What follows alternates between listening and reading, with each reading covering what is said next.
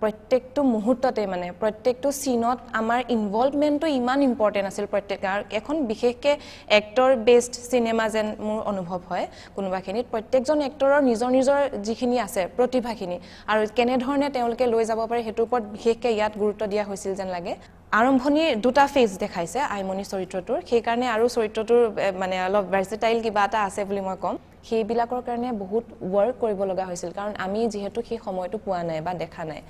কোলাজত এনেকুৱা কিছুমান দৃশ্য আপোনালোকে দেখি পাব মানে এনেকুৱা নহয় যে এটাই কাহিনী